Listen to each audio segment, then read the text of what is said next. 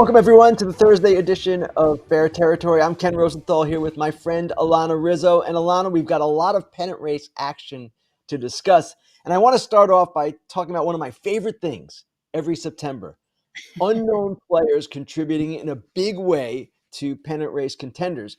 And who am I talking about? Let's just use the AL West as an example.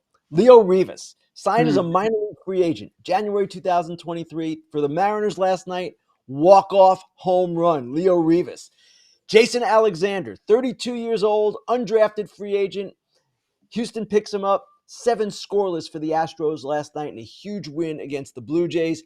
And finally, Michael Hellman, Texas Rangers waiver claim in May.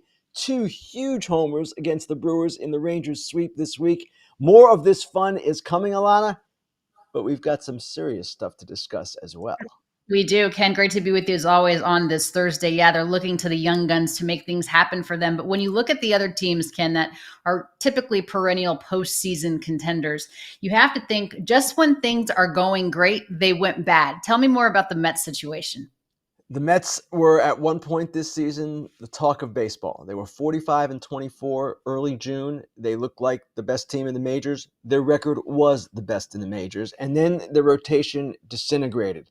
And now they are looking at a real problem. You could see on June 12th where they were. Best record in the majors. Their rotation at that time was the best by ERA, and now it ranks 24th in ERA. I shouldn't say now. Since then, it's 24th in ERA. And you see their record since June 13th, the 4th worst in baseball. Their lead in the wild card race is down to 2 games, and effectively over the Reds, it's 1 game because the Reds hold the tiebreaker. The Giants are also 2 games back, but the Mets, as they approach the finale of their series in Philadelphia tonight, they have lost the first 3 games of this series. They are in a position that they never wanted to be in, and they are looking, if this doesn't turn around and if they can't hold on, at one of the most disappointing seasons in their history. Joel Sherman of the New York Post has written about this. He has basically asked the question, would this be the most disappointing team? Because of course, they've spent $340 million on this club, brought in Juan Soto, signed some starting pitchers, and yet here they are, life and death to reach the postseason. Not exactly, Alanna, what they had in mind. No doubt about that. And across town, Ken, the New York Yankees, I wrote them off. I said they're not even going to make the postseason. It shows you what the heck I know. What's going on with the Yanks? The Yankees looked like they were in good shape a week ago, or actually a couple of days ago. What happened? They started off that Houston-Toronto 6-game set by going 4-2. Then they had Detroit, and of course they've got another tough series in back of this one. And yet in the first 2 games against Detroit, their bullpen has fallen apart. They again raise all these questions that look to be resolved. Their bullpen was the thing that they fixed the most at the trade deadline, and yet except for Bednar, it remains something of a mess. It's inconsistent, to say the least. And I don't know where it's going with the Yankees. Right now, the division looks pretty much out of reach. They're 3 games back, as are the Red Sox of the Toronto Blue Jays. And they've got a series against the Red Sox coming up.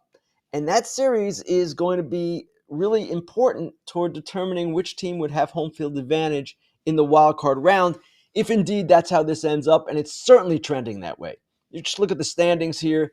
The Yankees and Red Sox both up 2.5 games over the Mariners in the wild card race. They hold commanding positions, in other words. It's just a matter of which one finishes ahead of the other. And as for the rest of the wild card race, you see what's going on there. The Rangers are 1.5 games in back of the Mariners. The Mariners, in turn, are only a game back of the Houston Astros in the AL West. So we could be looking at a hugely wild finish in the West. But for the Yankees and the Red Sox, it's going to be a question of, all right, where does this series start? And that series, you can make the case either way. Yankees prefer being at home. Red Sox prefer being at home. Maybe the Yankees would be better off on the road so their fans don't turn on them if things go awry. But no, I would expect that every team in the postseason, in the wild card picture, would prefer to be at home. It's as simple as that. Comfortable and all the things that come with playing at home. Yeah, you always hear about I get to sleep in my own bed. That makes a big difference. Ken, you were talking about the Rangers and the Astros in the AL West. The Rangers lost all of their studs, yet here they are. We're still talking about them in terms of a possible postseason contender. I mentioned Hellman. Cody Freeman is another one. Dustin Harris had a big hit for them last week. And Asuna has been also a contributor, a young guy. It's incredible what has happened with their team.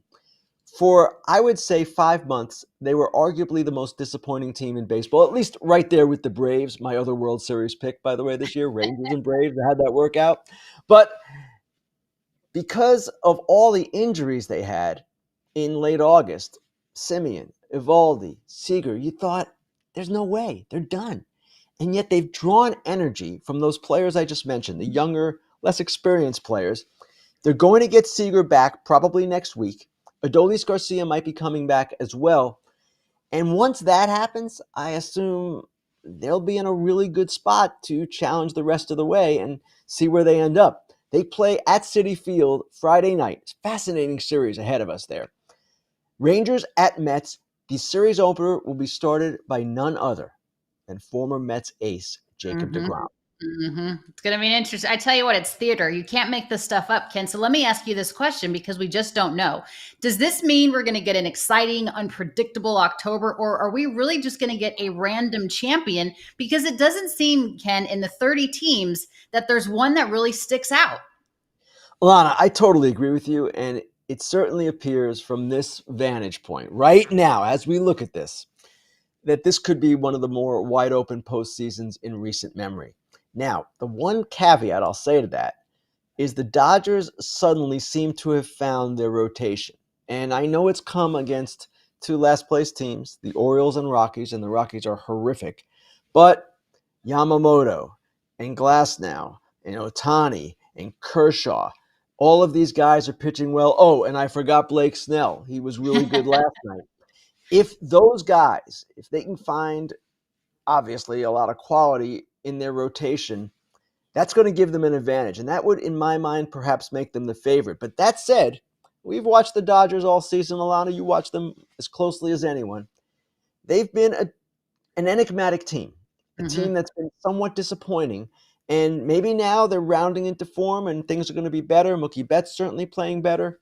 But I don't know that I entirely trust the Dodgers. Their bullpen has been a bit of a mess. So we'll see. But to your original point, yeah, it looks wide open. The American League, who knows?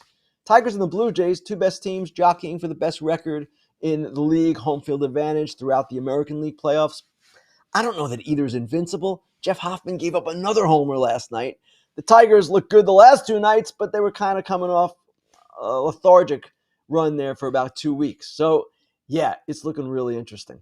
Let me ask you this about the Dodgers, Ken. I have my own opinion on it, but I want yours and your perspective. Yoshinobu Yamamoto threw 112 pitches. That's a career high for him. He gives up the home run to Jackson Holiday. I think Andy Pajes could have made a better attempt to get that ball, considering a no-hitter was going on, but that's neither here nor there. Would you have sent Yama back out, or did Dave Roberts, in your opinion, make the right call of bringing in the pen? I don't know. It looks bad because of the outcome. That's the only reason it looks bad to me. And I would have sent him out, of course. And I know it's a career high, but my gosh, we count pitches all the time, Alanna. We count everything in this sport, and understandably so. It's that kind of sport. It's very statistically driven. But no-hitters are special. No-hitters are once in a career, perhaps, for most pitchers. And Yamamoto had a chance there. Of course, you send him back out. I don't even think there's any question. That's funny. See, I wouldn't have. I think Dave made the right decision because the next pitch, maybe 113, maybe he blows out his arm. And you got to think that you would believe Ken Rosenthal that your bullpen could get one out. That is neither here nor there, my friends. All right, coming up here, don't forget to get your questions in for Ken. Grillin Ken is next. And by the way, we have some breaking news right after this. FT fam, let's talk about Fair Harbor. And if you're listening, I hope that you watch this conversation at some point because we're doing show and tell, Kratz. Shorts, they can be used as a bathing suit. And the liner, which we call butter, is the game breaker. It's the playmaker because it's different.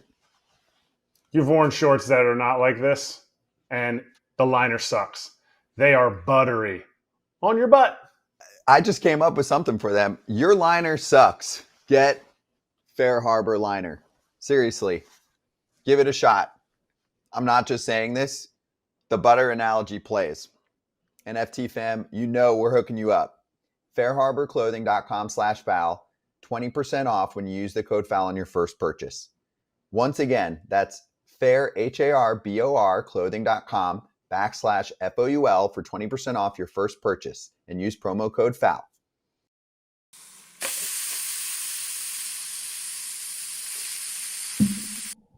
Time to get those questions in for Ken Rosenthal, but we do actually have some breaking news. Ken, you and Britt Giroli, both of The Athletic, of course, have some Orioles news. What is it? Well, you see it right there, and it's interesting because some Oriole fans perhaps were wondering if Mike Elias would be back at all, considering how disappointing the team has been this season. It turns out the team promoted him to president of baseball operations last winter. And now they're starting to build out their front office under him. You remember last week they hired Danny Haas, national scouting director, to be a special assistant. And their plan right now is to hire a general manager under Elias, so another executive to help things along. For the Orioles, this represents obviously a show of faith in Elias. That show of faith came even before this disappointing season. And this is a team that has played very well since late May, 49-41 since May 28th, sixth best record in the majors. And they firmly believe that if they get their pitching straight, which is happening to some extent with Trevor Rogers emerging, Kyle Bradish now back, if they can get their pitching right, and they've got to rebuild their whole bullpen this winter, then they can be back to where they were in 23 and 24. Man, I really thought this team was going to make a postseason push, Ken. When the season started, it was like they looked so good top to bottom. What went wrong? Starting pitching. And that was the failure of this club. It's the reason Brandon Hyde was fired as manager. The starting pitching was just awful at the start of the season. Charlie Morton was kind of the symbol of this all. He found it and was good enough to get traded to the Detroit Tigers, where he now is part of their rotation. But they had injuries. Grayson Rodriguez was one of them. They had disappointing performances. They just weren't good enough in that part of it. And the other thing, Alanna, they've had some stagnation and regression among their young position players. Now, injuries are part of that too, with Rushman and Kauser and others. Westberg's another one. But Gunnar Henderson hasn't been as good. Jackson Holliday really hasn't broken through yet. Now they have Basayo. They will go into next season confident that these guys are going to bounce back. Progression as a young player is not always linear. And we'll see what happens then. It's going to be an interesting team to watch. Do you think that Adley Rutschman is there next year? Yes, no question. And he's there because Samuel Basayo is not proven as a catcher. There are questions in the industry whether he will ever catch. Could be a first baseman DH in the long run, and at least short term, Rutschman is the better defender. And the Orioles believe he's going to bounce back. Now, it was a difficult second half of 24 and a rough start to 25 before he got hurt. But Adley Rutschman, they still believe and see as a centerpiece of what they're going to do. All right. Love the information there on the O's, Ken. Let's get in a question from our chat. Bernie Suarez wants to know, he's talking about the Astros. Are the Astros in trouble? The Rangers seem to be making a run. The Rangers are definitely making a run. The Mariners are playing better after their little lull, 6-15, whatever it was. I don't know whether I'd say the Astros are in trouble, but there are clear questions there. Their offense has been a disappointment even after the return of Yordan Alvarez. They rank something like 24th in the majors in runs per game. And remember, at the deadline, they reinforced the offense with Correa, with Jesus Sanchez, with Ramon Urias. So for whatever reason, they have not clicked offensively. And then they've had some pitching injuries too. Just this week, Luis Garcia on top of Spencer Arrighetti, and then Josh Hader, that was a couple of weeks ago. He's out for the rest of the season as well. So I don't know that they're in trouble. They've got the pedigree still to hold on in the AL West, but it's a lot closer than they ever imagined it would be, thinking that with the deadline and with Alvarez coming back that they would ignite, and that really has not happened. All right, let's talk about the Atlanta Braves. I really thought that this was going to be it for the skip. I thought Brian Snitker was going to hang up the cleats, if you will. Longtime baseball man, great baseball mind. But there are thoughts, Ken, out there that he is kind of toying with returning in 2026. What more can you tell us? He addressed that yesterday with reporters who cover the team, and somewhat surprisingly, at least to me, he said, you know what? I'm not sure that I want to step down just yet. I'm maybe hungry to finish this thing off and turn around what was a disappointing season this year and not go out on this poor a note.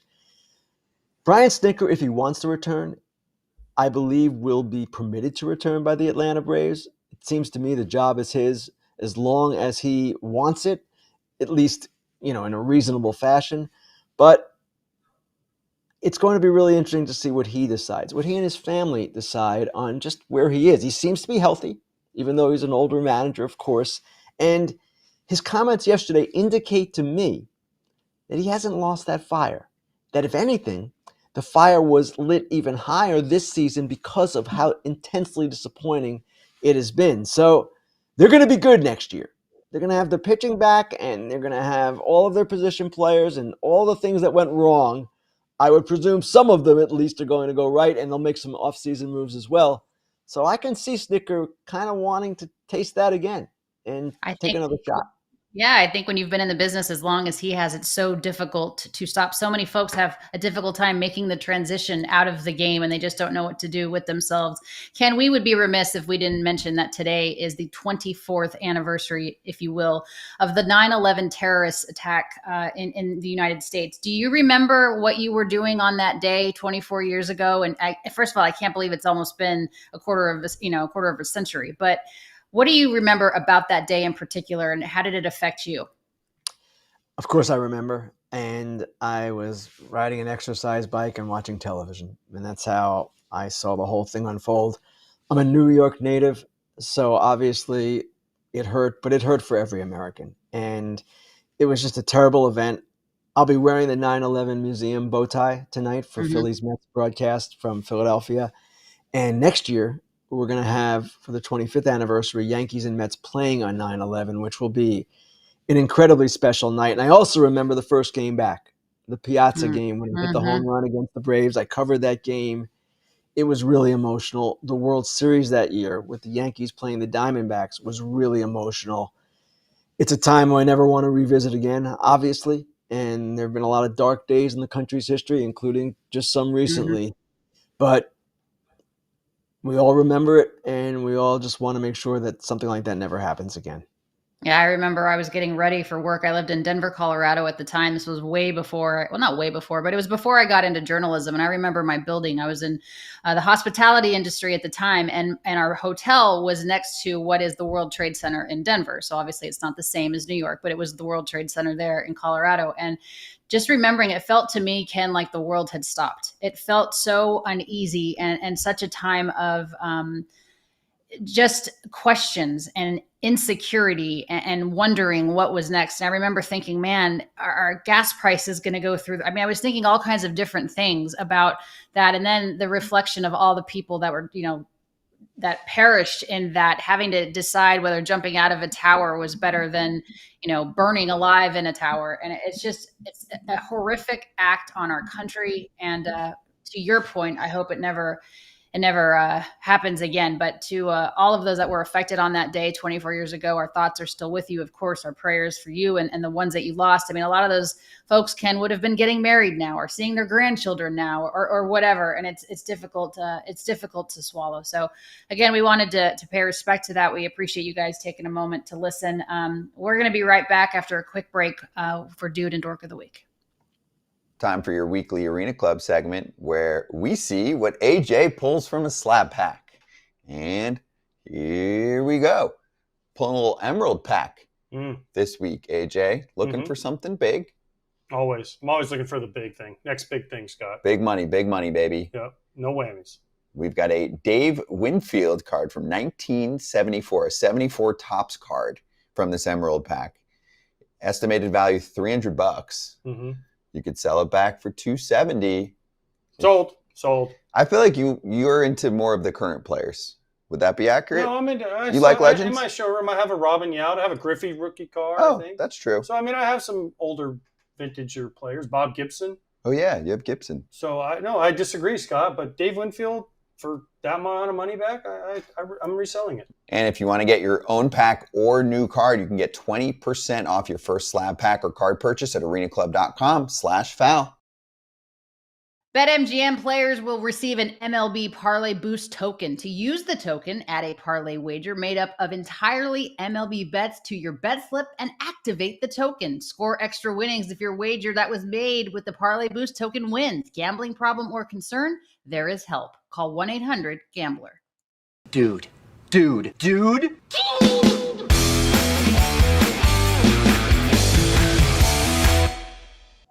All right, time for Dude of the Week. Ken, who do you have? Who is your standout performer this week?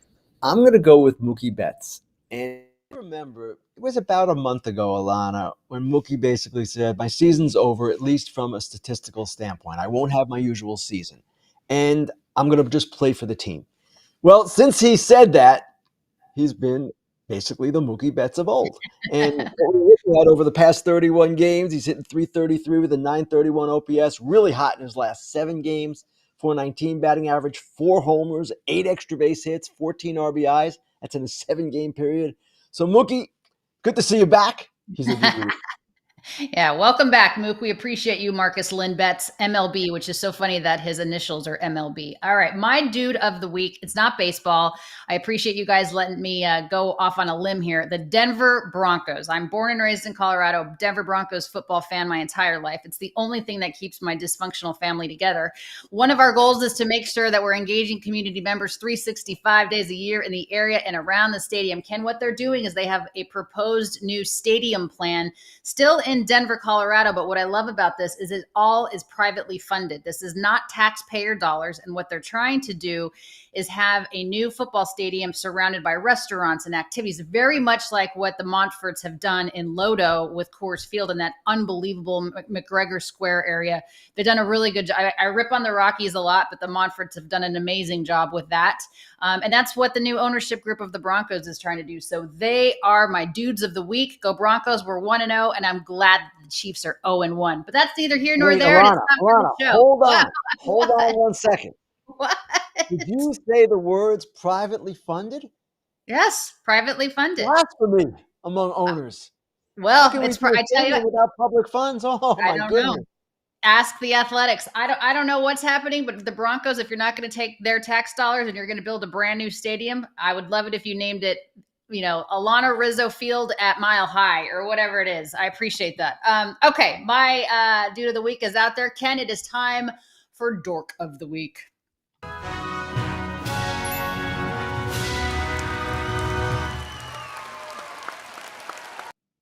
Okay, Right, as usual, we have a plethora of candidates, but I'm not going to let the Dodgers off the hook for what happened last Saturday night at Camden Yards. This was one of the more memorable games of the season, if not the most memorable, and it was just a shocking outcome. Let's go back to the details. For 8 2/3 innings, Yoshinobu Yamamoto had a no-hitter. At that point, after 8 2/3, with 1 out to go, the Dodgers led 3-0. They had a 99.5% chance of winning that game. That was their win probability. 99.5% chance. And the other 0.5 came in. They blew that game. We detailed it a little bit. It was a comedy of errors in a certain respect. And it was so appropriate that the Orioles made this comeback on the night they celebrated Cal Ripken's 30th anniversary of breaking Lou Gehrig's record. That was the shock of shocks. Again, the game of the year for me, and the Dodgers for losing it, they're the dorks of the week. Yeah, and so am I, because I was sitting there tweeting it like, oh my gosh, if you're not watching, you should probably tune in, blah, blah, blah. And then it was like Jackson Holiday, which is so ironic too, Ken, that the Holiday family requested permission from the Ripken family for Jackson to wear number 7. And then he breaks up the no-no. Andy Pages, I don't know what the heck he was doing in the outfield. Then you have to pray that your bullpen can get one flipping out. And they couldn't. I almost went to bed after the no-no was, I was like, all right, well, the no-no's over. I'm going to go to bed. And I stayed up and I shouldn't have, because then I just got pissed. All right. My dork of the week, besides myself, is Philly's Karen. Ken, I mean, I know I'm not really going out on a limb here, but my goodness, woman, what are you doing? And now, I mean, first of all, I don't think that this woman should have lost her job and people should be stalking her. I mean, that's just ridiculous. Okay. Be the bigger person. But the way that she handled this situation, my goodness, you, Karen, you Phillies, Karen, are my dork of the week.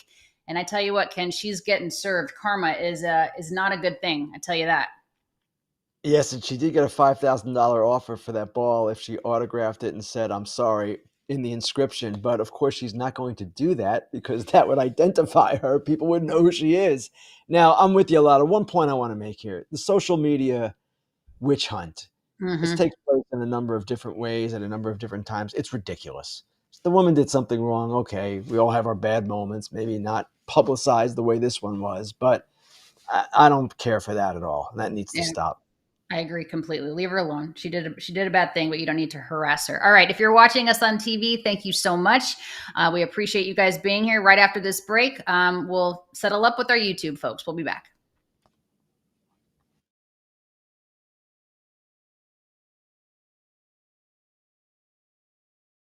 All right. Thanks for still being here, YouTube fam. We appreciate you very much. Ken, tell us a little bit more about the Native Nations baseball team and the article that you recently wrote. This is interesting stuff.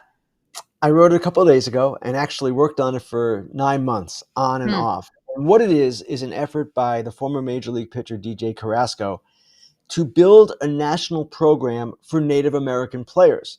That doesn't exist right now. And they took a very dramatic first step recently by having the first Native American team compete in the Babe Ruth World Series in Branson, Missouri. Hmm. Their long-term dream is to build out an infrastructure where you have a national program from childhood up through adulthood for Native American players, and then ultimately to get a team into the World Baseball Classic. That's complicated. It's going to take time. It's not something that can happen right away, but it's certainly an appropriate dream. And Alanna, we talk about this, and you mentioned it to me off the air. Baseball is always looking for talent. Well, here is an untapped source of talent, the Native American community. Now, we have some Native American major leaguers, but the point of this program is to identify the players, maybe on reservations, maybe in Mhm. rural areas, who don't get the opportunities that guys like Ryan Helsley did and John Gray did and some other players, because those guys went to public high schools, they went to college in many cases, and they're in a different category. What they want to do is create opportunities for players who are not getting those opportunities now. And it's a wonderful idea. It's an incredible program that DJ Carrasco is trying to start here and has started. And we'll see where it goes. But that was the point of writing it. And I hope people read it to see just what's going on here, because it's kind of a cool effort. And Yeah, it's an effort that really everybody can get behind. I love it. I love it. What was the most interesting thing that you found out when you were spending over the course of 9 months to put this together? Just that this was happening, really, and that things were progressing, and that DJ Carrasco, who is Native American, but in a very small way, he's got some heritage, but he's not a guy who is part of a tribe, really, or anything like that. He's mostly Mexican American. That's his greatest lineage. And this is his passion. And there's a guy named Ryan Flynn who created the baseball program, the national program in New Zealand, and they're kind of combining on this. And these guys are incredibly passionate about what they're doing, and they want to make this as big as possible. So we will see what happens. Dusty Baker had an interesting quote in this article. He Hmm. said, Jacoby Ellsbury, I'm sorry, cannot be the last great Native American player. There have to be some players there. I know they are. Dusty has contributed time and money to the Native Nations effort, and others are getting behind it as well. And again, we'll see where it goes, Alanna, but it's a cool thing that DJ Carrasco is trying to do. I agree with you. And please, if you take the time to read it, that would be great. Learn more about the Native Nations article. We want to say goodbye. Thank you guys for being here. Thank you for watching and listening. Foul Territory is next. AJ Pierzynski, Eric Kratz, and Scott Braun. Welcome Will Salmon, Annie Sabo, and Matt Barnes to this show. We appreciate you guys. Ken is back with a fresh new episode on Monday. See you later.